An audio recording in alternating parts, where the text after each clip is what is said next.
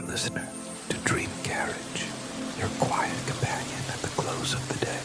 Here you are safe. Here you are invited to set down the weight of the hours behind you and to rest in words that move slowly, gently, like a train gliding through the night. I'm honored to be your guide this evening. Thank you for choosing to spend this time with the Dream Carriage, for allowing yourself this nightly ritual of calm. Each story waits for you here, steady as lamplight, familiar as a well-worn path, always ready to carry you into peace. Together, we will step into a world shaped not by urgency, but by stillness, a world where sounds soften, light deepens, and every detail is meant to ease your breath and quiet your mind. So, settle in, let the day fall away, and allow tonight's journey on Dream Carriage to open gently before you, leading you toward rest, and finally, toward sleep.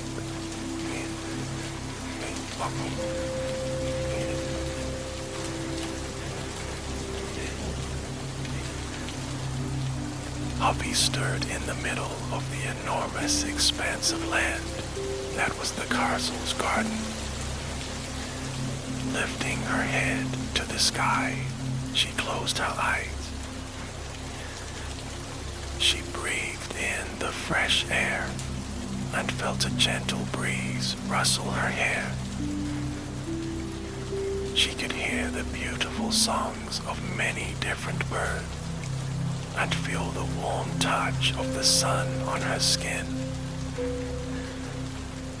A moment later, she felt a little tug on her trousers and opened her eyes. She looked down to see her best friend, Mabel the doll, gazing up at her. Mabel had been Poppy's favorite doll for many years, and now that they had found this magical place, Mabel had come to life. The doll smiled with her stitched mouth and raised her arms. Poppy lifted her up. Mabel wrapped her soft little arms around Poppy's neck, and Poppy knew, even though Mabel didn't have the words, that she was thanking her for bringing them to this special place. A rustling sound came from the bushes over to one side. Poppy and Mabel looked over and saw the little brown bear peeping out at them from under the shrubbery. Then he disappeared beneath the leaves. Poppy and Mabel decided to follow him. Getting down onto their hands and knees, they looked under the bush, trying to see where the bear had gone. They could just see the back of him as he walked away along an overgrown path. To get under the bush, Poppy and Mabel would have to crawl. Poppy got down onto her stomach, but she still couldn't fit. Then Mabel had an idea. She pulled back as much of the vegetation as she could to create a gap that Poppy could fit under. Poppy crawled close to the ground and squeezed through the small gap. Once she had got to the other side, she lifted the leaves and branches so Mabel could follow her. This section was probably the most overgrown and neglected part of the whole garden. They would have to use some tools to tackle it, but the problem was they didn't have any. Then they remembered the little brown bear. Looking around, they spotted him on the path up ahead. Stepping over branches and leaves, Poppy and Mabel followed the winding trail until they rounded a bend. There was the little brown bear, sitting at the end of the path, lazily licking his paws. Behind him, there was a small wooden building. It was a garden shed, but a little grander than the average shed. This one was the size of a cottage and had pretty little windows on either side of the door. Standing on her tiptoes, Poppy looked in through one of the windows, and what she saw made her smile. The shed was full of all sorts of gardening tools. Everything they needed was inside. Lawn mowers, loppers, shovels, and spades. Poppy tried the handle of the door, but when she pushed, the door wouldn't open. It was locked. Poppy frowned. She looked at Mabel and the little brown bear. What should they do? A flutter of wings from up above announced the arrival of the robin. He wasn't just any ordinary robin, though. This bird could talk. As he landed on a branch nearby, Poppy noticed that there was something in his beak which glinted in the sun. It was a key. The robin opened his beak, and the key fell softly onto the grass at Poppy's feet. "Princess Poppy," he said, "I have brought you the tool shed key. It was lost long ago, but this morning, while I was out stretching my wings, I saw something glinting in the stream at the bottom of the garden. The key was lying among the stones beneath the water." "Thank you, Robin," said Poppy.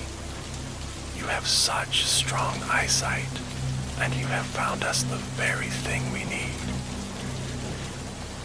Poppy inserted the key into the lock of the shed door and turned it until she heard a soft click. She opened the door and stepped inside, followed by her friends. They were amazed at how many things there were to choose from. Each of them chose some tools, including shears and clippers. Poppy even found an old-fashioned scythe. Then they headed outside, back down the path, until they got to the overgrown bush. What better place to start than right here? Poppy began cutting the bush back to a more manageable size. Mabel and the little brown bear worked together to clear roots and branches from the path. The robin cleared the scattered leaves. They worked in peaceful harmony, all their thoughts on the job at hand. By midday, they had made such good progress, it was as if a team of professional gardeners had been working, instead of these one novices. Now that the leaves and branches had been cut back, they could easily pass through the bush, and the path leading to the shed was clear. "Where next?" asked the robin. Everyone chose their own area to work on. As Poppy was the only one tall enough to use the scythe, she would cut the long grass. Mabel and the little brown bear would work on the flower beds, and the robin would cut back all the other overgrown branches and bushes. The sun shone brightly in the sky above, casting its light into every nook and cranny they worked on, as if it wanted to help them with their task. As Mabel and the little brown bear rid the flower beds of weeds, little buds unfold out of the soil. The sun's rays invited them to blossom, opening their flowery faces and bathing in the sunlight. Poppy had never used a scythe before, but somehow it felt right at home in her hands. It was as if her arms already knew, instinctively, how to use this ancient cutting tool. She placed both hands on the wooden handle and held it so that the blade at the bottom hovered just above the ground. Then she planted her feet on the grass and firmly swung the scythe from right to left. The blade swished through the long, dry grass, felling it immediately. It was truly satisfying work, and it was fast too. Poppy could feel the muscles in her back and arms, and enjoyed the feeling of working up a sweat. Meanwhile, the robin was at work high up among the branches. From here, he could see right across the grounds. He used his sharp beak to chip away at branches and bushes. Of course, he made sure to check each branch carefully first, the nests, birds, and insects.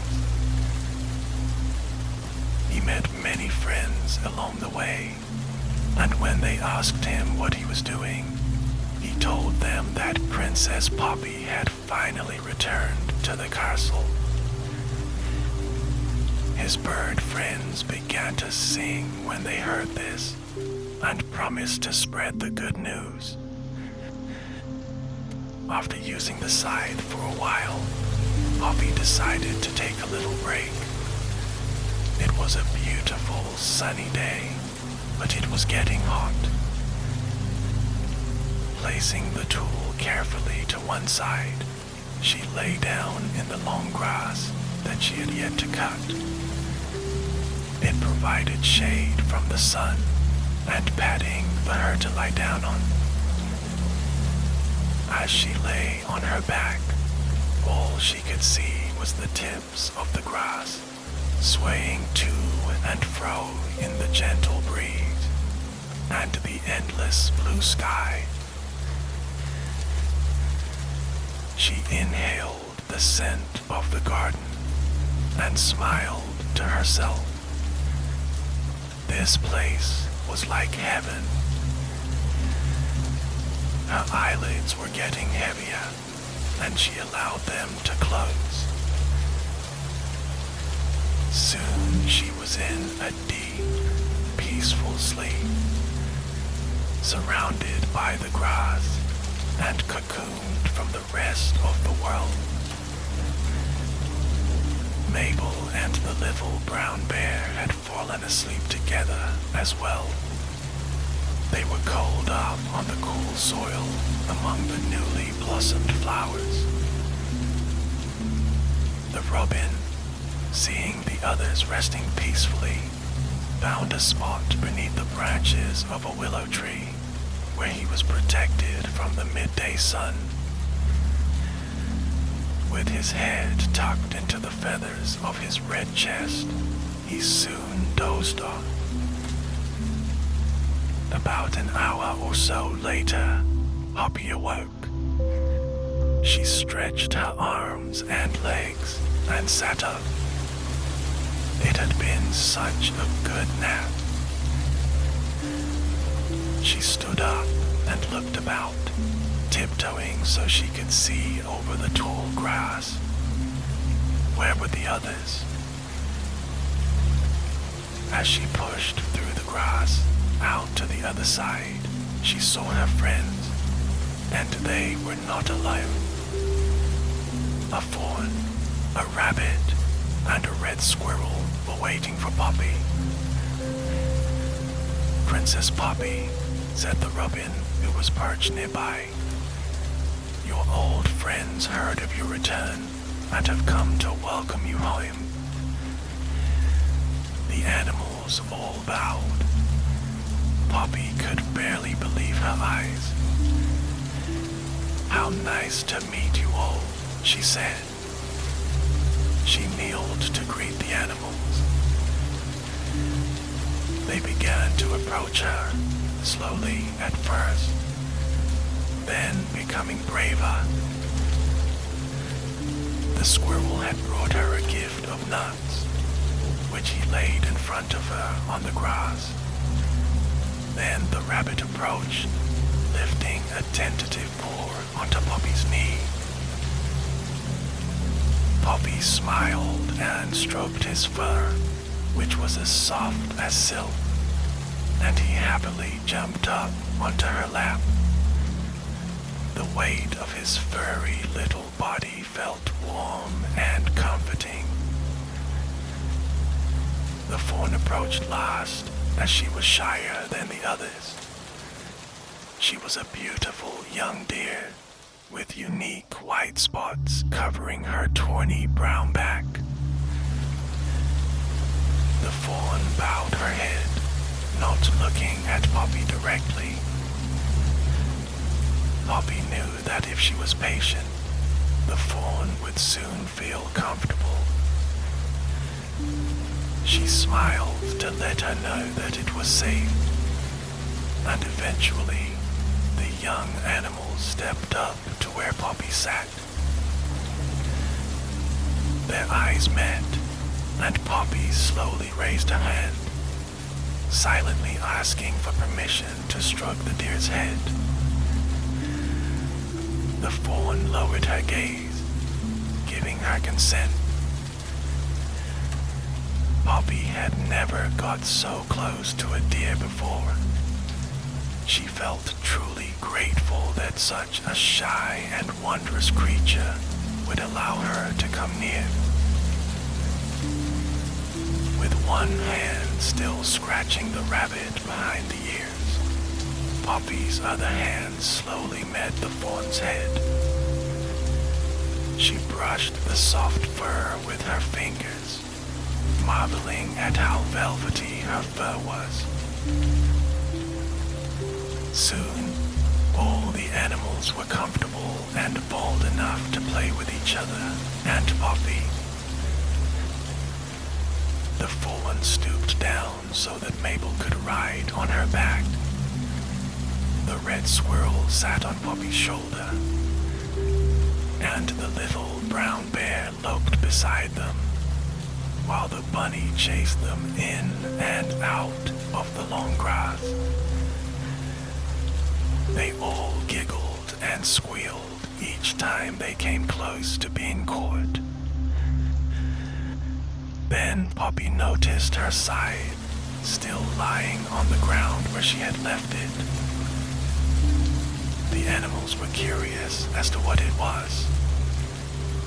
Poppy carefully showed them how she used the scythe to cut the grass. After that, all the animals wanted to help with cleaning up the garden. Poppy thought about how quickly they would get their work done with all that extra help. So everyone spread out and got on with their tasks. Poppy worked on the grass until the lawn was immaculate. The robin cut back the overhanging branches and created sculptures out of the bushes. The fawn and the little brown bear gathered all the loose grass and leaves, collecting them into neat piles. And the rabbit and squirrel worked together. They uncovered hidden paths that ran through the grounds, leading to an allotment full of vegetables and a hidden orchard of apple trees. Afterwards, they all ate lunch on the newly trimmed lawn. The squirrel brought fruits and nuts from the forest, while the robin collected water from the waterfall in a pail held in his beak. and the others picked delicious vegetables from the allotment and apples from the orchard. They ate together, the happiest group of friends you could ever find. After they had rested for a little while, they decided to return the gardening tools to the shed and see what needed to be done inside the castle. Poppy was followed by the little brown bear, Mabel, the robin, fawn, red squirrel, and rabbit. They crossed the bridge over the moat and entered through the great castle doors. With the ground floor complete, they all spread out once more to explore the other ruins, halls, turrets, and towers. There were cobwebs to clear, floors to sweep, windows to repair, and much, much more. Poppy returned to her favorite room in the building, the hidden library. She had discovered it on her first day here, which felt like years ago now. In fact, now she came to think about it, she couldn't remember ever not being here. A memory niggled in the back of her mind, but it was too far to reach. She thought she could remember someone sitting under a tree in a small garden. Well, it must have been a dream. This was her home, and she was determined to make the castle fit for a princess and all the princess's friends. Mabel and the little brown bear took a long time to get up all the stairs on their little legs. But once they did, they found a long hallway with lots of doors. These led into beautiful but run-down bedrooms. Mabel and the bear found a room that had more windows than walls and an exquisite four-poster bed. They agreed that they had found the princess's bedroom, so they closed the door and began working on a wonderful surprise for Poppy. The robin flew all the way up to the highest tower. It was even higher than the tallest tree, and the stained glass windows could be opened wide enough for birds to fly in. The robin knew that this would be a perfect spot for his bird family and friends to nest during the winter. He got to work, building cozy and comfortable nests for anyone who might wish to use them. The rabbit, fawn, and squirrel found the other bedroom and chose which one they would share. There were many to choose from, but the three animals were so close, they were more like family than friends. They couldn't imagine not being close to one another all hours of the day and night. Once they'd picked a bedroom, they each got to work on a different room. There was much to be done. All of the curtains needed repairing, and the ornaments and floors needed dusting. The candles in the chandeliers had to be replaced, and it was time to give the walls a new lick of paint. They found everything they needed in the basement. Brooms, paint and paintbrushes, dusters, and more. The animals opened every window in the building to allow the breeze to swoop in and take all the stale air back out with it.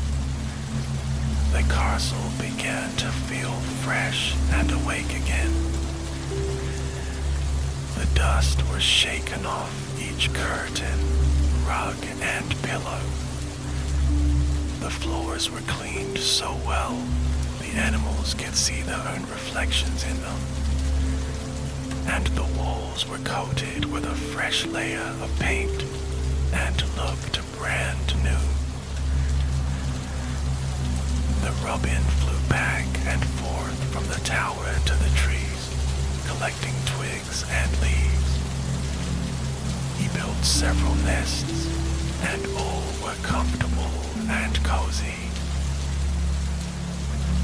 The castle was coming back to life. All different types of birds, from swallows to magpies, came and sat in the open windows and sang to Poppy and her friends as they worked. Down in the library, Poppy carefully dusted each book on every shelf. There were hundreds and hundreds of hardbacks, each one with a story inside it. Poppy handled them with great care. She knew that these books were older than she was, and maybe even older than the castle itself. After pulling each one from its shelf, she gently wiped it clean before sliding it back into place and moving on to the next one. She carried on like this for the rest of the afternoon, enjoying her work and listening to the birds singing. Later, Mabel and the brown bear knocked on the door and told Poppy they had a surprise for her. Poppy followed her two little friends out of the library, through the great hall, and up the stairs. They led her down a long corridor. The fawn, squirrel, and rabbit poked their heads out of the rooms they were working in and followed behind too. At the end of the corridor, they reached a large wooden door. It was carved with beautiful imagery, scenes of woodland creatures surrounded by tall trees.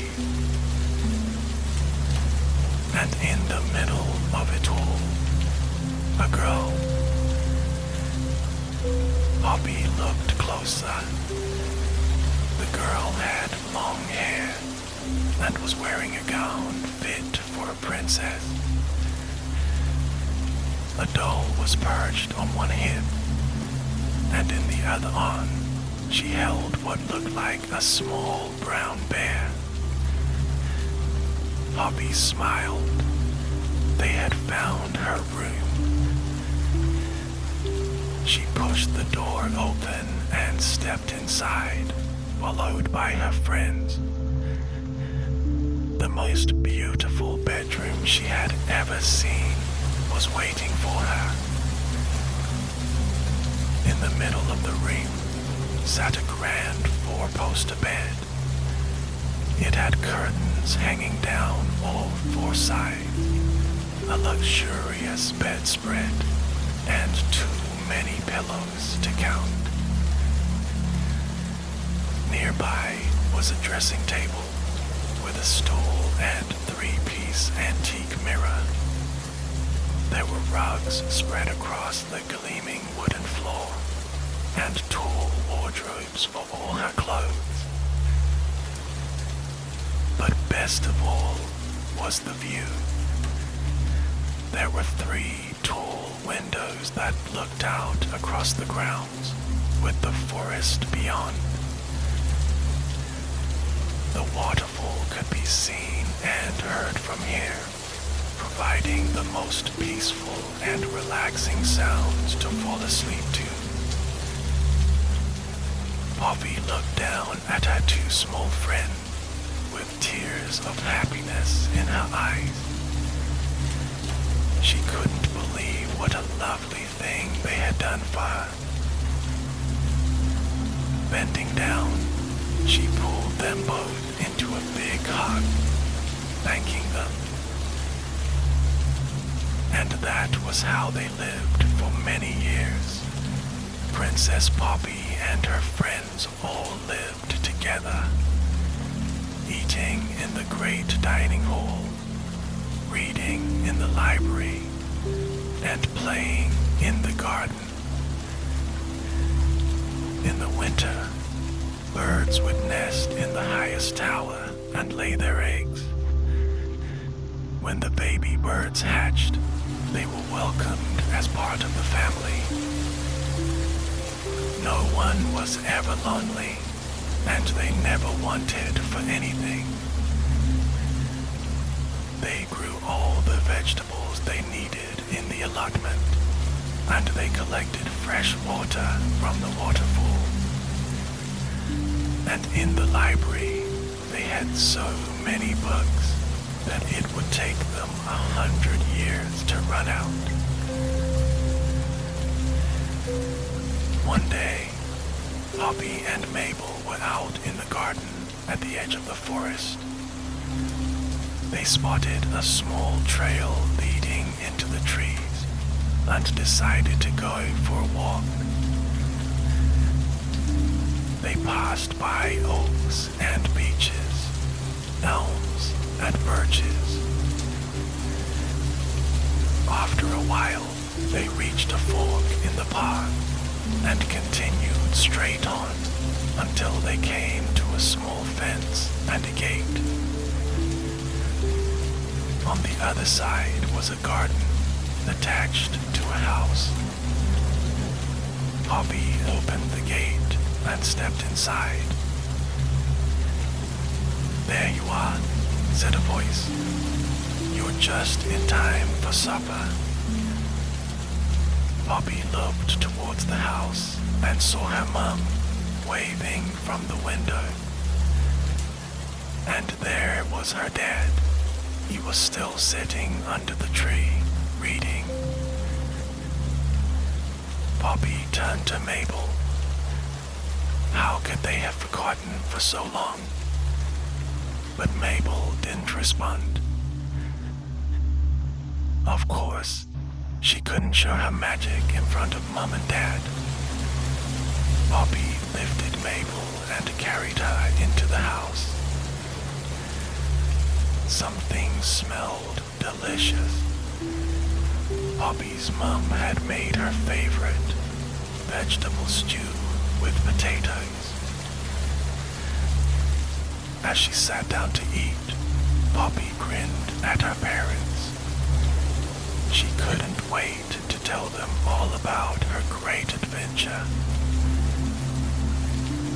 And when no one was looking, she and Mabel shared a secret wink.